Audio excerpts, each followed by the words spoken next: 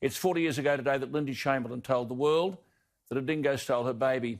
Almost immediately, the nation was persuaded by a salivating and biased media, ably encouraged by some of the allegedly best legal minds in the country, that Lindy Chamberlain was lying, and indeed that she was a murderer. Lindy and her husband Michael were cleared at the original coronial inquest. The wider Australian public seemed disappointed that Coroner Barrett found that a dingo had taken Azaria. Then the coroner added the rider that subsequent to the dingo's taking of the baby, person or persons unknown, his words, were somehow involved. That led to a relentless campaign to convict the parents.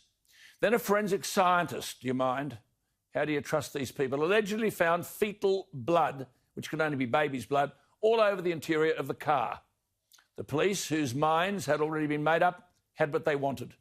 There was no body, there was no motive, but Lindy Chamberlain was charged with murder, gruesomely being charged with slitting her baby's throat in the front seat of the car. It remains one of the most shameful chapters in the history of Australian justice, where, of course, there have been many others.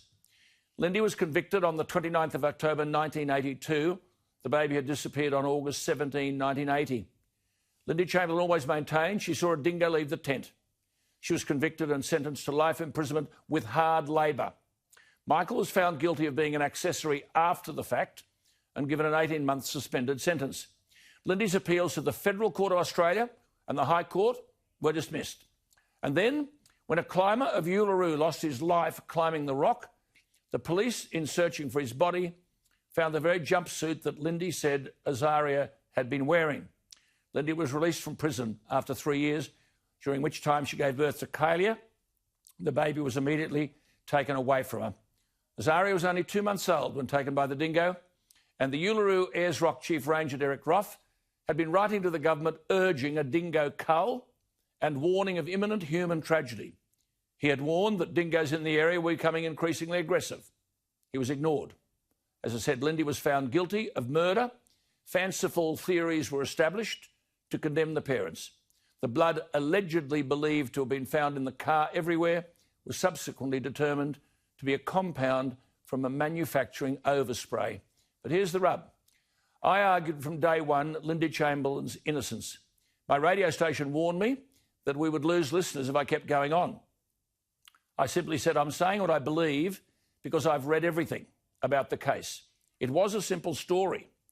Lindy Chamberlain put her baby to bed in a tent at the campsite. Now, you'll have a look at that diagram that's there. And if you look at it closely, she put the baby to bed in a tent, and then she and Michael were at the barbecue area preparing dinner for the two boys.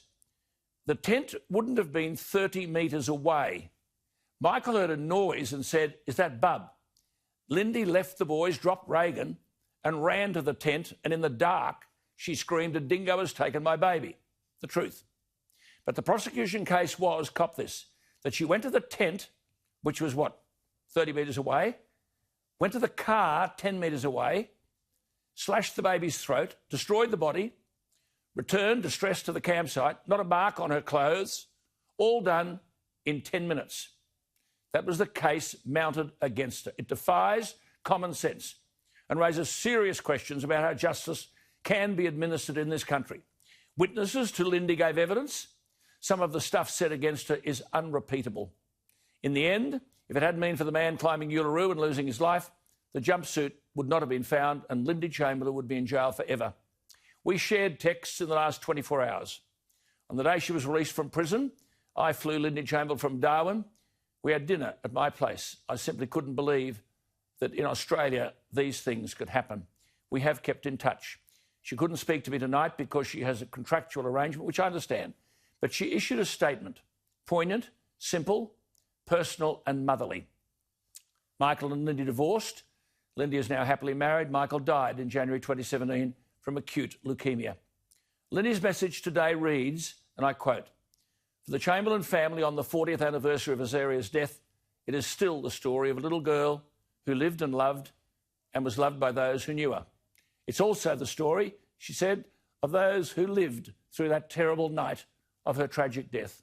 They were maligned for simply telling the truth and standing up for truth and justice. None of us will forget that night," she said, "that Azaria was killed by a dingo, and justice was dealt a near-fatal blow with her. It's signed Lindy Chamberlain Crichton. Those who condemned this woman in the most willful way should feel an overwhelming sense of shame for what they thought and did to an innocent, grieving mother. Lindy Chamberlain said the experience has taught her, quote, not to judge.